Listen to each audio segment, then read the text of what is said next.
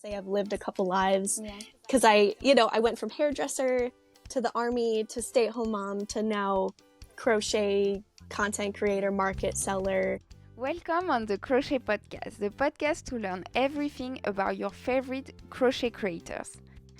Today I'm so happy to share a discussion with Leah, also known as KOUZIKRAFTS. We will talk about her super interesting background and what led her to become a crochet creator. We will also discuss her social media strategy and the way she organizes her business for vendors markets. If you are listening to the podcast on Spotify, you can also watch the full interview and look at the pictures on YouTube. The link is in the description. Hi Leah, thank you so much for being my guest today. People also know you from KOUZIKRAFTS, but they don't know the real Leah. So can you please introduce yourself? Yes. Hi, I'm Leah. I'm super excited to be here.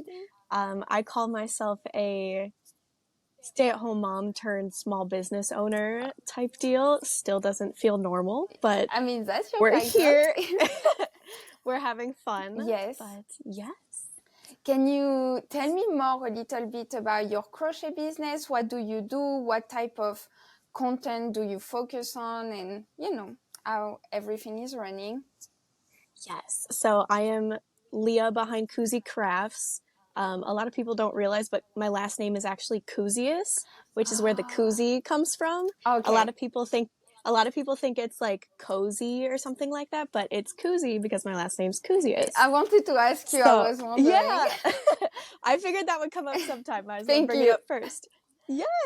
So I essentially started selling on Etsy doing pumpkins, which is really funny that we're talking at this time of the year. Yes. Because I hate making pumpkins now. I won't do it. I will not. Just because I made so many of them. I was doing the mass making. I made probably about 100 pumpkins. And I was like, I just hate doing this. So I shifted my business model to be more make what I love, hope that others love it kind of deal. And I ended up dipping my toes in, obviously, content creation. So I would say I'm about 50-50 making to sell and then 50-50 content creation. Okay. Do you sell patterns as well? I always say I want to. I have a couple that I tried to make and start and they just didn't feel like me. Okay. So I slipped away from pattern design and just kind of am more of like, here's what I'm making, make this with me, just let's have fun and play with yarn together kind of thing. That's very exciting because I've been talking to a lot of people that make pattern, but it's the first time I have someone on the podcast that actually sells their creation. So I'm very excited to talk about that. So right now you're not making pumpkins, right? No more. No. Only if they're like fun and cute. Like Mom Stitch Eddie just dropped her cat in a pumpkin pattern. So I've been doing those just because they're cute and it's not just a pumpkin kind of thing. Your style? Yes. Okay. Exactly. So you sell on Etsy mostly or? No. So I dropped Etsy after my first couple months stint of selling the pumpkins because I was like, you know what? I'm bringing all my customers here and everybody notoriously knows about the Etsy fees. And I was just like, why am I giving Etsy $150 for all of these customers that I brought here myself? Yes. So I kind of I have a small website that I built for free. I don't have a domain or anything like that, but it works for me. Okay. It's cost effective and it's through Square. So I just have a free little website, but I do tend to focus primarily on in-person markets. Yes. It's because I feel like it gets really, I'm a chaotic mess. My craft room. If you see the not so seems so pretty organized. part. That's a show. That's a front. That's the pretty part everybody else gets to see. But what you don't see is the chaos. Yeah. And I don't have room to pack things and like make cute packing videos. So it's always really hard to like do the online sales thing. Yeah. But that's like my 1-year goal of like I'm trying to improve on like my online selling presence, but I usually do in-person markets. Okay. Knock it all out one day a month and then just have fun the rest of the month kind of thing. I see. I think we can all be honest with our listeners and say we are all messy. Like, I think it's a part of being an artist, you know, it's always chaos. Yeah, you see the background? What we show you is the pretty part. We don't show you the not so pretty part. We don't see the ground, you know? Yeah. I was telling someone the other day, someone had asked me because I made my big video of like, oh, I brought $5,000 of inventory to a market, and somebody asked me, where do you put it all? And I'm like, I can't walk in the floor on here. I can't see the floor. Everywhere. It's always everywhere. I love how I went to your TikTok, and I love how you are always honest with numbers and stuff. I really like that. So can you tell me a little bit more about your content on TikTok? Because I know you are very active. You do lives as well. Can you tell me more about that? So it started as like, I just want to hang out with others, which is why I started going live. So it's kind of like a, hey, grab your project. Let's just sit here and kind of just chit chat and listen to some fun music and get some stuff done. Because I'm a huge fan of like the body doubling idea. Where like that? When someone's doing something in front of you, it kind of encourages you to do the same thing, like a motivational thing. I see. That's a good idea. Yeah. Yeah, so I have a good amount of people in my lives, but a lot of people aren't talking because I know that they're working alongside with me. Okay. So I like to have that fun community-ness of just, let's all hang out, let's get some stuff done. It doesn't have to be pressure filled. But I really started TikTok. I didn't want to have a TikTok. Okay. I didn't, because if anybody has followed me for a while, they know I'm very anti-trend. Okay. Like, I don't like making bees. I don't like making cows. Like, I don't like making pumpkins, as we just were talking about. And I didn't want to have a TikTok because everybody was like, oh, when did I join TikTok? I think like 2021. I've really only been on TikTok for 2 years. Okay. And my husband had it first, and he was like, I don't know, you should get on here. You should do this. And I'm like, after about a year of him bugging me, I was like, fine. And I just started posting my stuff from Instagram, and I ended up with 1,000 followers in the first week. And I was like, hey, this could be fun. Yes. And it's just kind of evolved from that. And I just like to have a lot of crochet with me videos and stuff like that. Yeah. Like, I really hate the pressure of marketing yourself online. So I'd rather just show up as myself and like, here's what I'm doing. Here's what I did this week kind of thing. You are for sure very yourself on your TikTok. We can see that. And I think that's why people follow you, you know. Would you say that it's easier to grow on TikTok than on Instagram? How do you feel about that? I think there's seasons of growth on both apps. I, for a while, was getting a lot of traction just because I think I got a lucky, oh, you're a new user kind of boost. Okay. But all the algorithms behind all these apps are changing constantly. And I'm sure you know, like, some weeks are like, oh, this is awesome. And then next week's like, what did I do wrong? Is anybody here? Yeah. But TikTok was a fast growth for me for a long time. And then I think Instagram followed because I started getting more comfortable with content creation. Yeah.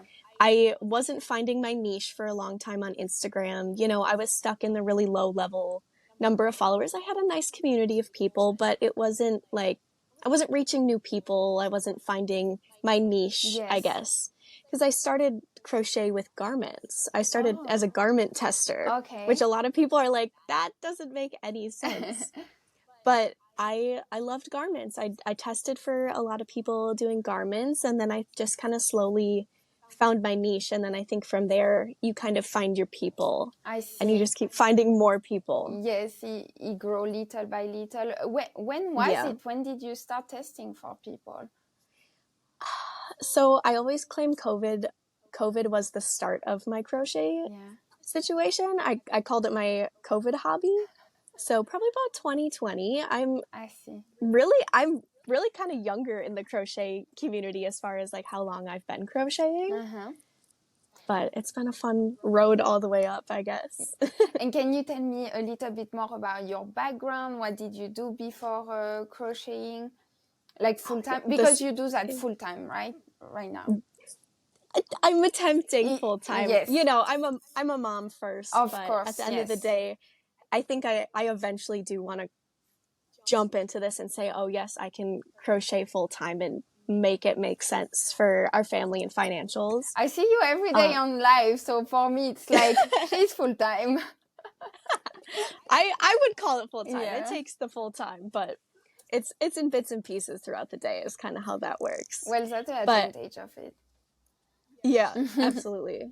But starting, just like my background, I actually was a hairdresser first and foremost. So I always... That's why your hair are so good all the time. Thank you. I like my creativity through my hair just as much as I do through my arts and crafts. That explains a lot. Yeah. That's kind of why my hair color is changing just as much as my projects are changing all the time. But I did that for like a year and a half, and I was like, you know, I love this, but it just didn't feel like me. I was kind of stuck in a relationship in my small hometown kind of thing, and then I was like, I'm gonna join the army. Okay. And then I went and I joined the army for 2.5 years. So I'm an army veteran at this point. And then I met my husband there, and we got married.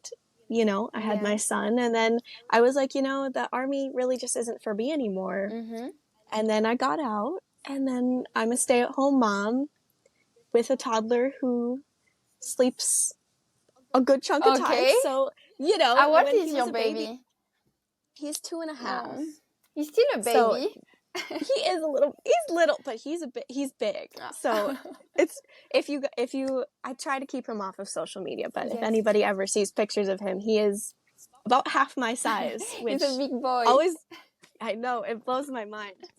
But, he slept a lot when he was a little baby. So I got a lot of time, and I was like, I feel like I want my creativity back. And I knew how to knit when I was a kid. My great grandma taught me. Okay.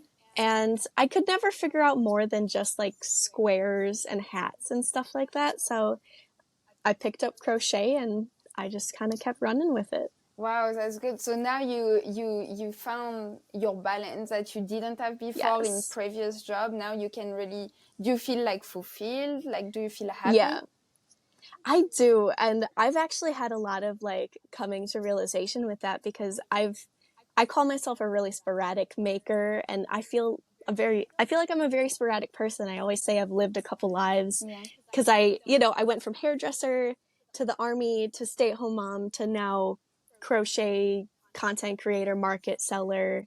And I always get nervous because after 2 years, I always feel like I'm about to jump ship and then go find something else to do. But I've really found it here in crochet, and I think this is the place to be for me. And even if you shift later, you know, like, it's okay, it's part of the process. So Absolutely. As long as it makes you happy, you know, you have to do it.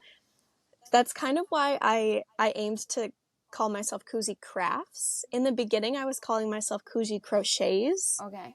And I was like, I feel like I need to keep it a little more open-ended, just in case I do, you know, decide to do something else. Just because you know yourself, so you're like, exactly. No, I think that's great, because we never know, you know, like at one point you may be like, okay, well, maybe I can try something else, you know, like, well, I think that's amazing. And you say you are very happy doing that. Like, if there is stuff you dislike about your job?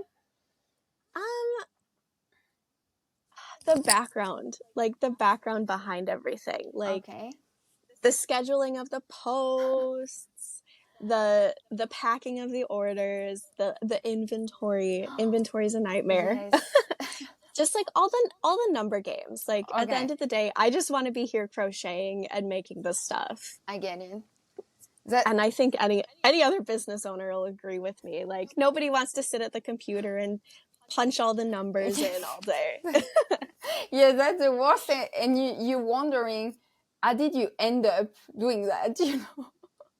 Yeah. You're like, why I am counting that right now? I didn't want to count for the rest of my life, but here we are counting our rows and stitches every day. I get it, yeah. That's why you enjoy doing lives, just because you are like crocheting and stuff. Yeah, it feels like I'm just hanging out at a coffee shop with some friends, and I love that. Yeah, that's cool. That's cool. And so, how many times a month do you do a market? So I'm still kind of navigating that because with being in the army, so my husband is still in the army, so we're kind of on a situation where we don't know if we're going to be here for a long time. Okay. And we had just moved to the area last year, so I'm still kind of navigating like what's available for me to go do here. But I think at the end of the day, my goal is one market a month. But I do a lot of research into my markets to make sure it's kind of a high value market.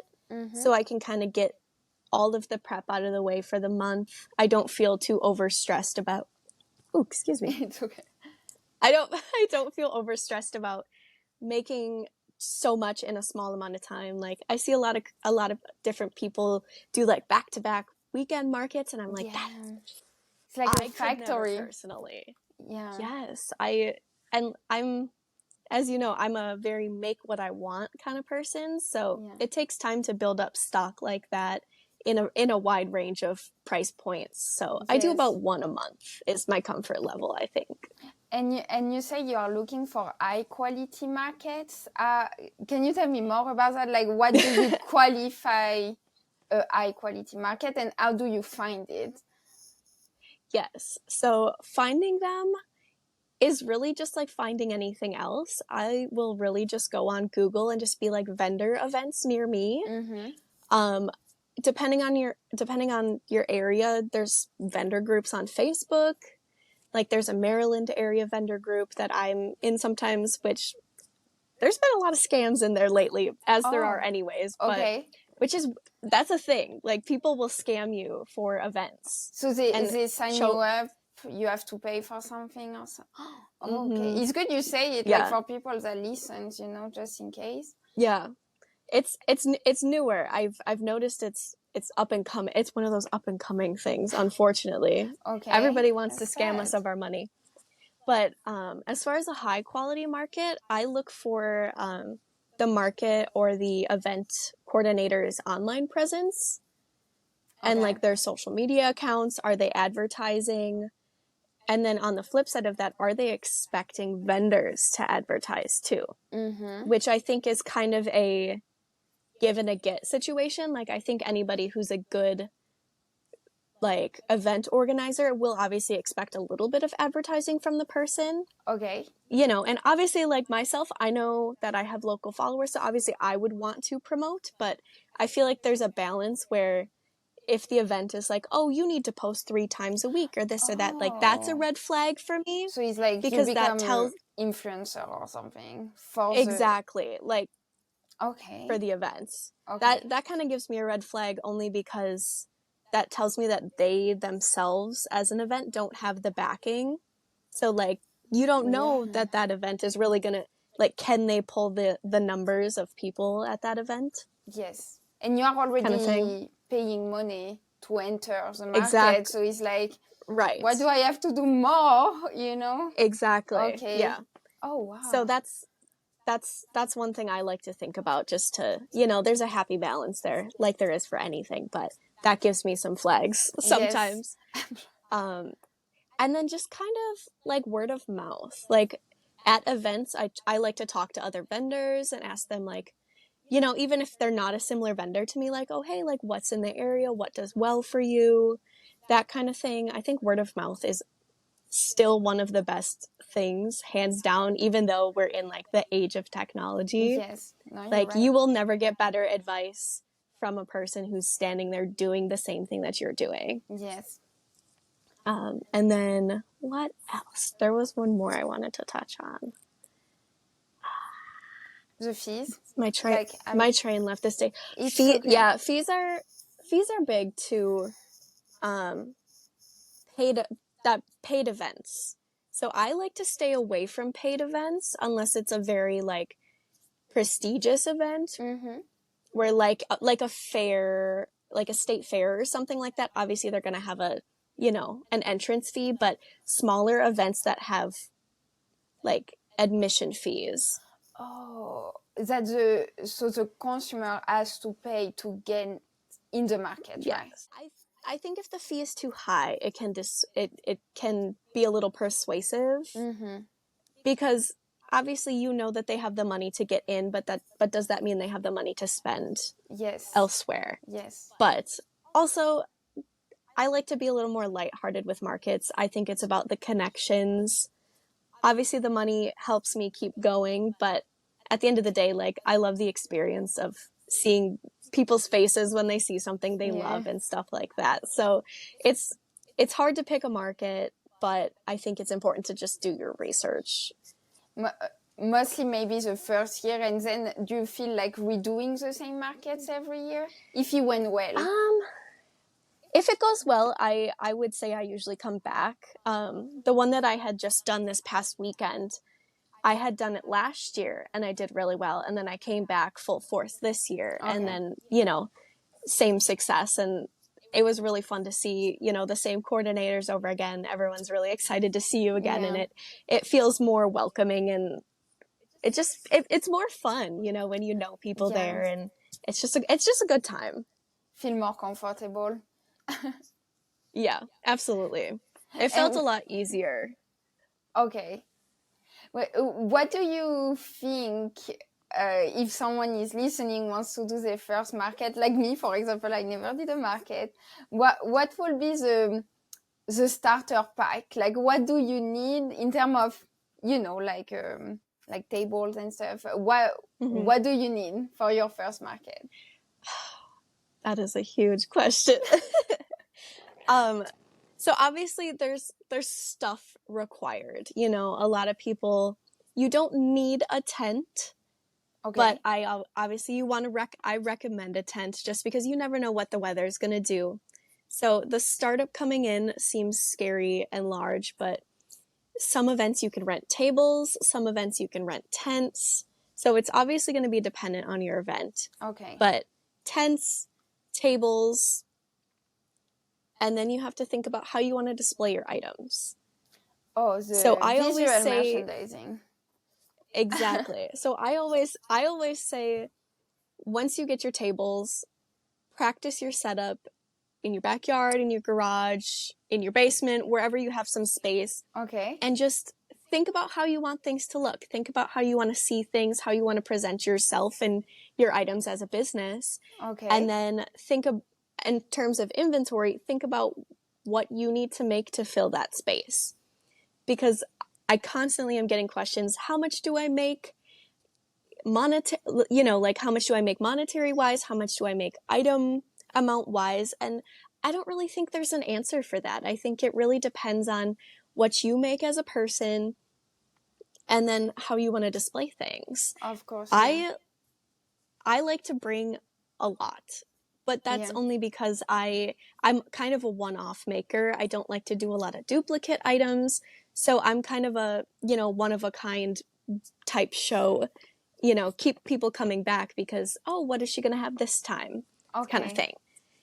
Which is a little bit different than, a lot of the people that I see doing markets that have a lot of, like they have 6 or 7 of the same item and a very small, like, range of variety. Okay. Which, don't get me wrong, we all know that bees and cows and, dinos sell, but that's not my direction personally. But you are selling well other stuff, right? Like, it doesn't have to be bees.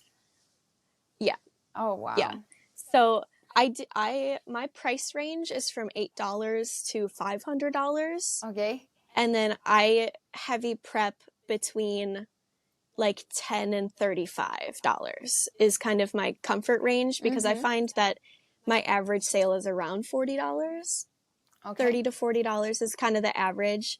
But I also go into things like markets with a mentality of you don't know what people want to spend and you don't know what anybody's looking for. Yeah. And I would hate to place that judgment upon other people because,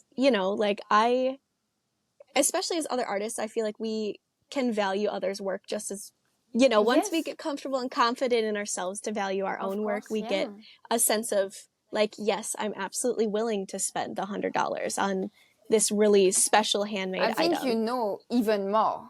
As an artist, you're like, yes, I know how much time she put, you know? Yeah, exactly. And I think you have to hone in on your confidence level, because it's so easy to not be able to feel comfortable in your pricing. Of course, yeah. And that's a huge one that I feel like I get a little bit of attention for on my TikTok videos, especially. I wanted to ask you about the $500 stitch, right? Yes, everybody has things to say about that, whether it be supportive or not. I think that also comes with the territory of selling things as a business, is you have to understand that people are going to critique your work. And it's unfortunate because we don't want to hear that our items are not worth their money. But deep down in our hearts, we have to understand that and respect ourselves enough to say that, my price is my price, because only we know what we've put into that item. Of course. But so you are saying some people said it's not worth it. Is it like literally a comment you received on TikTok saying like, I will never pay that price, it's not worth it? Yeah.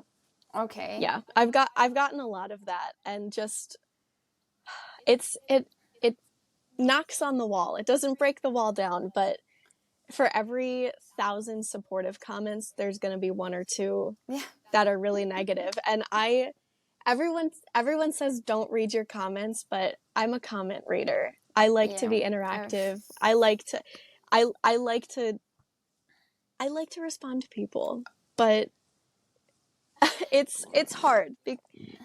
We work so hard only to be told that we don't deserve it. And I had a comment about Stitch specifically last night, and I was so frustrated with it.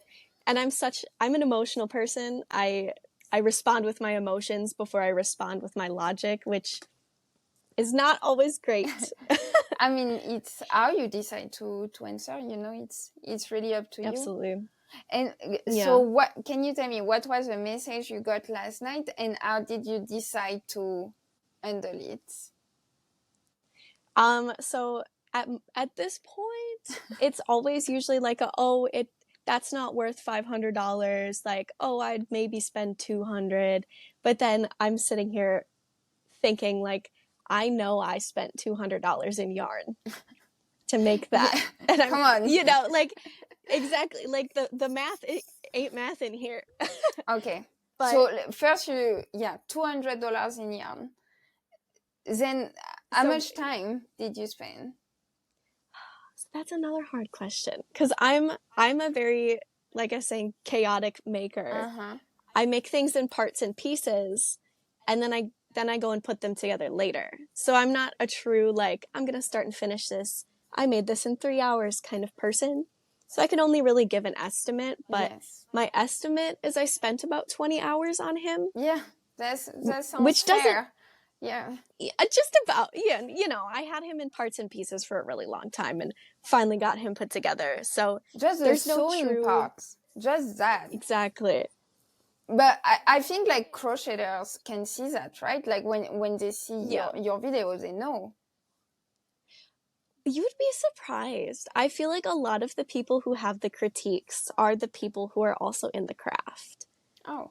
And it's really surprising because they don't understand I don't want to say they don't understand, because everybody has their own opinions, and I don't want to put words in people's mouths by any means. But for me, using that kind of yarn hurts my hands a lot. So I'm taking a lot of breaks. I think it's a different skill set to work with a larger yarn, just as it is people seeing, micro crochet. Like, that's a skill that I could never do because that would hurt my hands so badly. Yes. And in order to get the worth of the skill and the labor put into it, that's something I factor. Yeah. Right? So that yarn hurt my hands a lot. Yes. Obviously, I don't want to make another one, or I have a hard time making other ones. And that counts for something in my mind. That unique. Counts. Exactly. I see. And you spent $200 in yarn already. Just yarn. So and I think the margin is pretty correct. Like if you take it to like a smaller piece, with a smaller amount of time and a smaller amount of yarn, I think the margin is good. It's normal. Yeah. It's just, and I hear the, there's always something to say. You know, that's just kind of the nature of the internet, unfortunately. There's always someone who's not going to agree, but I think that just buys into the point where we're all allowed to find our ideal customer base, and we don't have to conform to make things to fit someone's budget. No. You know? No. It has to be from you. Exactly. And so what did you answer to this person? Or do you like copy and paste the same comment every time? It really depends on my mood, unfortunately, which is probably not the best thing to say. What was the mood yesterday night? I think I responded. I gave them a little bit of time, and then I think I deleted the comment because I was like, you know what, it sits at the back of my brain, and then it just makes me really upset, and I'm at that point where I'm like, I don't need that anymore. You know, like the people who hide behind the internet and the keyboard, and it's not healthy. It's really not, and it's not worth the time and the effort. And answering sometime hurts you more than if you just like move on to the next thing. Yeah. I ask this question to all my guests, you know, because I know it's a big subject, you know, right now on TikTok, TikTok, on Instagram, on YouTube, like online bullying. So I'm always asking this question to see how it affects you, how do you answer, because it's a big thing for creators, and I think we all face it at one point. So yeah, it's hard because you work so hard to build up your confidence to put yourself out there, only to receive the negativity back, and it's the 1 to 1,000 ratio. It seems like not that big of a deal, but it's always the one that keeps you thinking about it. And the 1%. It's always the 1%. Yep. Yeah. But fortunately, we have like 99% of good things. Exactly. And I wish that I don't want to say mattered, because that's not, the good is always good, but it hurts more when the hate comes. And I think we just have to understand that these kinds of people aren't the kinds of people that are on our side, and they don't need to be given as much gravity and as much weight. But it's a hard thing to tell yourself, you know, it's a hard thing to tell. It's one thing to tell you that, but it's another thing to like internalize it and feel it for yourself. Absolutely. And it's very hard. People tell you don't take it personal, but how do you know? That's you. That's your face. That's your work. I'm taking it personally. Yeah. No, I understand. And my husband always, you know, he's like he's how do you say, the peacemaker, I would say. And he always say like, don't take it personal. And I'm like, okay, well, you know. How do you not take it personally? I know, but you know, like sometimes men, I will say, like, I mean, at least my man doesn't care. He's like, yeah, whatever, you know, like, you're talented, you know it, move on, you know. I wish I was like that. My husband's the same way. He's my biggest supporter, but they don't always get it. We like to be a little bit more emotional, and I think that comes with just the territory. You know, we're also being more vulnerable online, and that's just kind of how it goes. But that's what makes your content too, you know, because my husband is an artist too, but he doesn't have this emotional side of everything, you know. So me, I put all my hurt, and you know, and I think people can feel that. That's why they like you. Same for you. Exactly. Men are more like, I don't want to make a video showing my content, you know. Let me just show you what I made. I won't show you myself.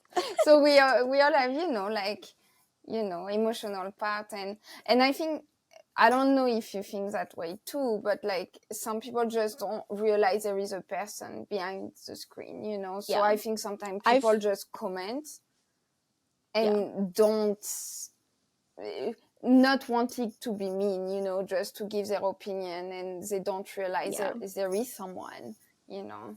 Yeah. I saw a video on TikTok about this the other week. It was called, the creator had referenced it as the "what about me"ism feeling, where the concept where like everyone feels like they need to be included, even if it's something that really just doesn't pertain to them. And the example they had given was bean soup. It was like a high iron recipe for bean soup, and then somebody would comment, but like, what if I don't like beans? Yeah. Which just like that, so move on. Yes. Because obviously it's not a recipe for you then. Yes. It's just like that kind of concept where everybody feels like they need to be included in everything, which obviously our goal is to be inclusive as a person, but at the end of the day, like, we all have preferences, we all have likes and dislikes, and I think they take that away from the person behind the screen. And you believe if you are like that in real life, so you go to supermarket, you see a lady that wears something you don't like, you're not gonna say it, you know, like you just keep it to yourself. And I think social media is literally like the contrary, where it's crazy because people are not like that in real life. I don't even know what I would say if someone would say something like that to me in real life, because in real life, it doesn't happen. I mean, maybe it happened once in your life. I mean, I hear a few little sassy comments here and there at a market or two, but it's nothing to the extreme that it is online. No. That's for sure.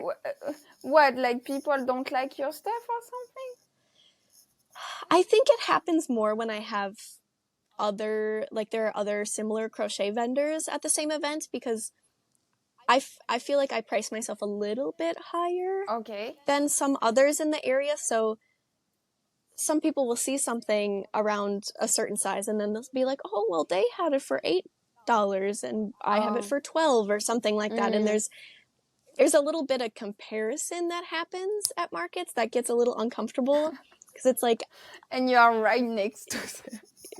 Yeah, and you're like, I don't know how to explain to you that I have a different way of pricing things. Of course, you know, it's... And I'm sure it's not exactly the same. I mean, we never make exactly the same thing. It's always a little bit different. Yeah. Okay, so my last question about Stitch. Have you sold it? No. He's sitting right next to me. But I'm sure you're going to sell it at one point. It's going to go so viral. See, I'm kind of getting, I'm over him a little bit. Like, I'm ready for him to get out of here, because I'll show you if it doesn't. Oh, no, okay, well, he's way bigger than I imagined he was. Really? He's about... Oh my God. He's taller than my toddler. My toddler's 3 feet tall. No, so you will sell it, I'm sure. Do you take it to market? I do. Okay. So actually, this is probably a good talking point to bring up large pieces at markets. Yeah. And I have a little mantra that I keep that I share. I share it here and there, but I think it's important to understand that you're not going to find the right customer for every single item at every single show. Yes, true. And it's a patience thing as much as it is as anything else. Like, you have to wait for the right person to find the right item. Yeah. And I buy into that pretty heavy, just because I'm such a sporadic maker and everything I make is pretty unique. So you got to wait for the right person who really appreciates that larger item and wants to spend the money. Like, the customers are there. They're just, you got to find the right person for the right thing. I believe so much that you will sell it, because there's people that are so passionate about Disney, or like so obsessed. I saw it with my Mario, Mario and Luigi. And and your Yoshi. Yeah. And people really love them so much. They are willing to pay the price, mostly because it's Yeah. unique, because it's handmade. So I'm pretty sure you're gonna sell it. And the I'm sure I day will. you sell it, please make a TikTok about it, okay? Of course. I want to know the full story. So the last time I had sold, so this is actually my third really jumbo project that I'm working on selling. Okay. And the last one I made was the giant Pikachu. Okay. I don't know if you had seen that one, but he was 4 feet tall, 11 inches. Okay, well, yes, okay. So it was almost as tall as me. I'm 5'3" Okay. And I made a crazy video of like hauling him around in my son's wagon, and I took him to the post office, and it was hilarious. Okay. Is it on your TikTok? Yeah. Oh, okay, I have to check it out. You might have to dig for it. It's been a while. But the giants, everyone loves the giant stuff, but they're expensive. That's just kind of the bottom line. And what happened with the Pikachu? That one was actually a custom order. See? So someone got it. Yep. Oh, wow. So that was custom ordered before I had even made it. So that was awesome. It went to a fabulous human who has a Pikachu collection. Oh, see, so yes.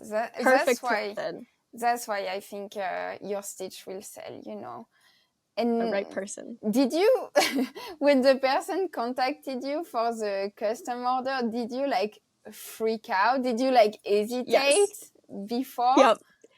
That's what I call a unicorn customer. Because you're like, are you sure? Are you sure? Are you sure?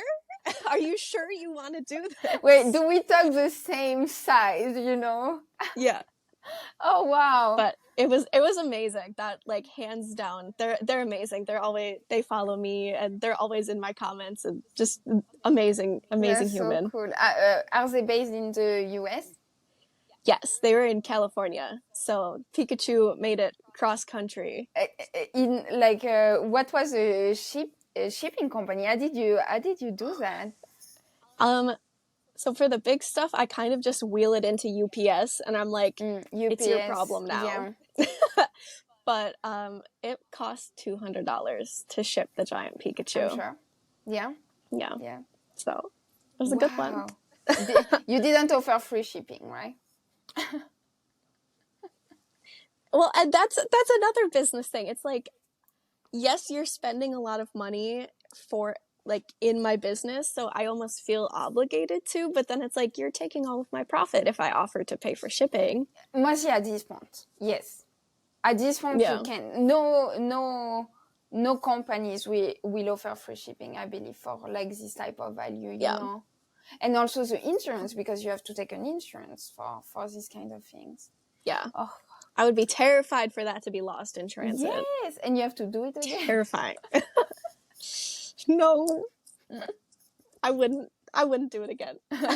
Well, thank you for your insight on all your giants creation. I think it's amazing. Course.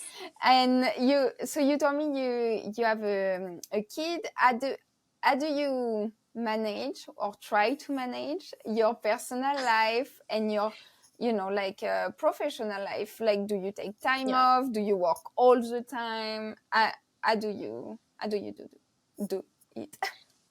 I have to cut this part. That's okay. Okay, so work-life balance. That's a hard one, and I've had a lot of challenges with it, and I can't say that I still don't have challenges. But right now, as of lately, my son has been taking naps. Okay. So I get the bulk of my stuff done during his nap, and then after bedtime, which I'm sure any other crocheting moms everybody totally does understand. That. Totally understand. Everything happens after bedtime, but I gotta get my daylight content done when he's napping. Oh yeah, so you have to plan when you make videos. Yes, I like my natural light. I think that's like my number one tip if anybody wants to make content. Yes. Natural light is the best. Yes, against the window. But in terms of work-life balance, I don't think there's a such thing as a work-life balance. When you're a when you're a toddler mom, and I think, like I was saying, any of my other crocheting moms will get it, but I crochet on the couch when we're hanging out and playing, if I can, but my content happens when he's asleep. Okay. But it's hard because I feel like crochet consumes me sometimes, and I always want to crochet. I also have ADHD, so I always have to do things with my hands, which is why I'm Okay. sitting over here like talking with my hands Okay. the whole time. So I'm always crocheting, whether it be business purpose or for fun purpose. I'm You always need it. crocheting. Yeah. Yeah. I need to do something with my hands, otherwise I'm in a doom Yes. scroll Yeah. all over my phone, and that's not healthy for anybody. Yeah. So if anything, I think it helps me be more present in family time when I'm just doing things with my hands, and then my mind can be So you know, with everybody else. you need to do stuff with your hand to be able to focus, like for example in a conversation or something. Yeah. Oh, okay. Yeah. I'm very like it's been weird because I really only recently got my ADHD diagnosis, so I'm still kind of figuring myself out Okay. in my newfound like understanding of myself. Okay. But I like to keep busy, and I'm a fidgety person, and crochet is basically my fidget. Okay. Well, I'm So sorry about that. Is it like a handicap? Like, does he mess up with your no, life? it's more so just my mind. It's Oh. my mind is just very sporadic. I think that's part of my sporadic maker situation. I'm just very squirrel. I get Oh, very distracted unless I'm very honed in, but I see.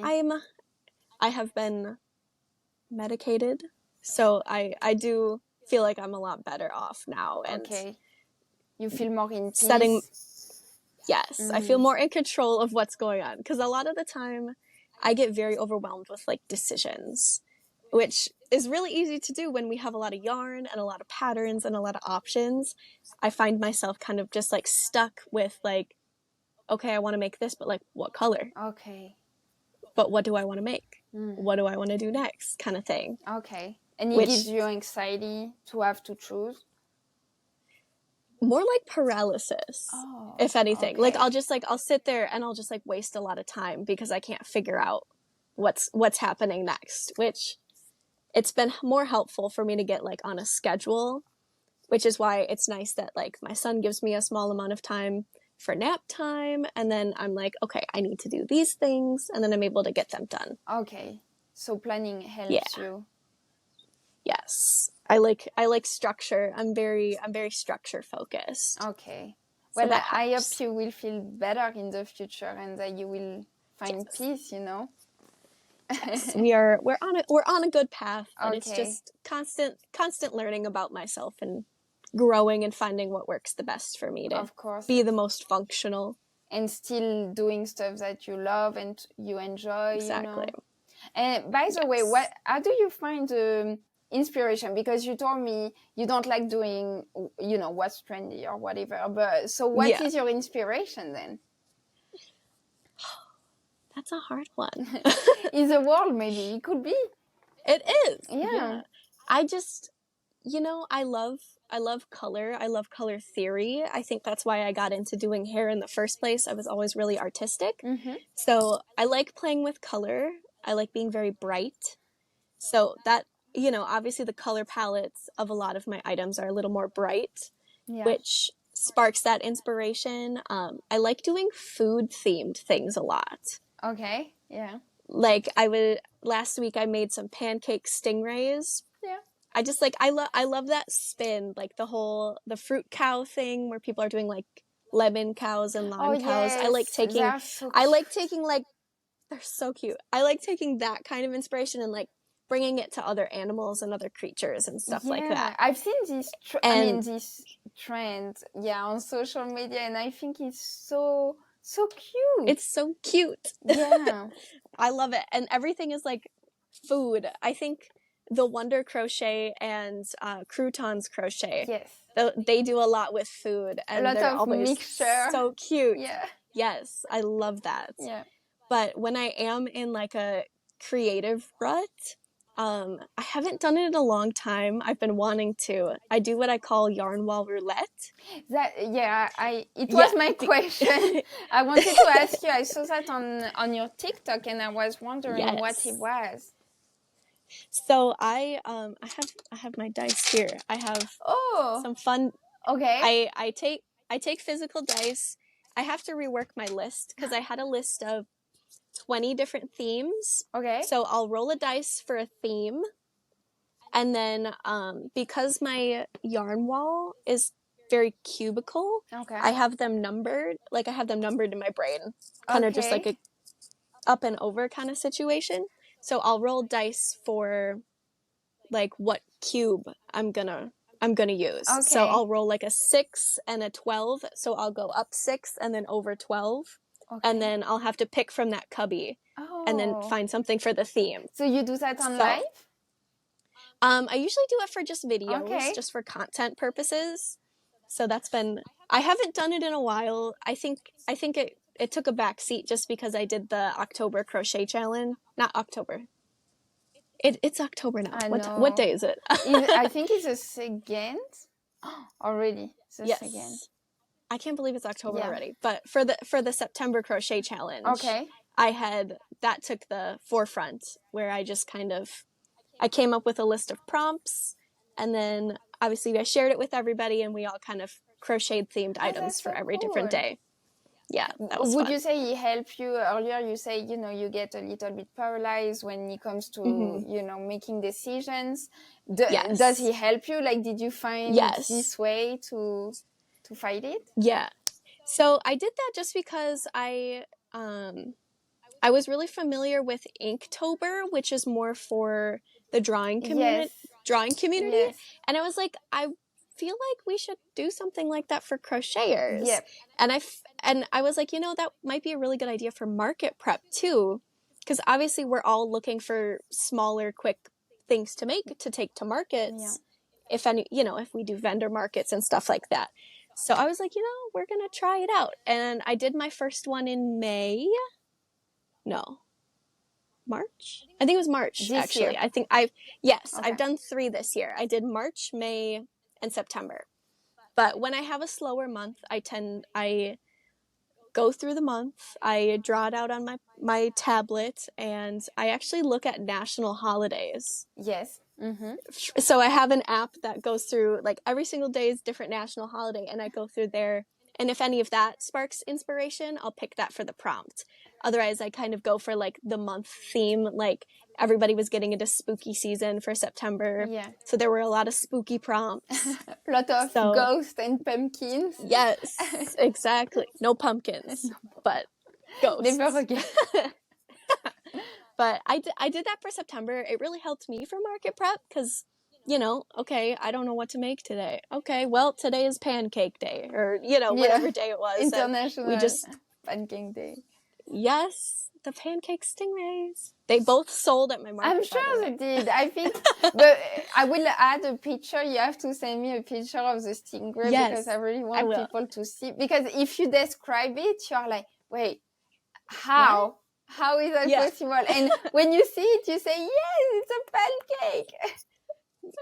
Yes. So I love doing stuff like that. Like, I think I've just gotten to a point where I'm like, I love community, and I love involving people in activities and challenges like that. I think that's amazing. So you really grow your community, I think, by doing that. Yeah. By taking, initiatives and stuff. Exactly.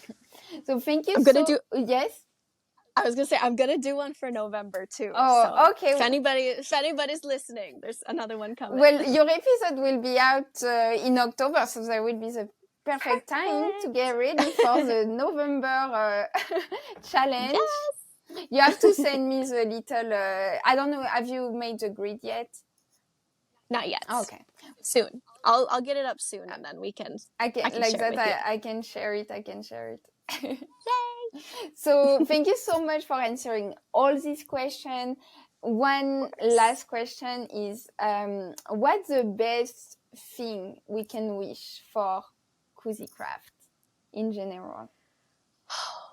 Just continued growth and Yeah. just yarn fun. I still really don't even know what direction I'm going, but we're going up. Go with We're the just flow. gonna keep going, and we're just gonna keep having fun. So I think love that. just happiness and fun, and I think that's all I can wish for.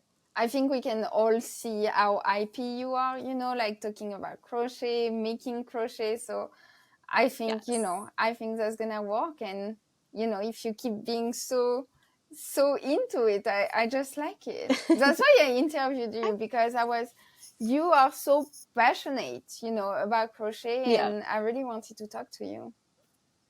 I love that. I'm so glad you had me. Of course. Thank you so much, Leah. Thank you so much for being the guest. Is there anything you want to add maybe before we go? I think that's all I got. We talked a lot already. We did. Lots of talking. Time for me to take a nap. Well, thank you so much for listening, and we see you very, very soon. Bye-bye. Sounds good. Bye. Bye. You can leave a thumb up or 5 stars if you like this new episode of the Crochet Podcast. It really helps more than you think. And don't forget to subscribe to have access to all the episodes. Thank you for watching, and I'll see you very, very soon. Bye bye!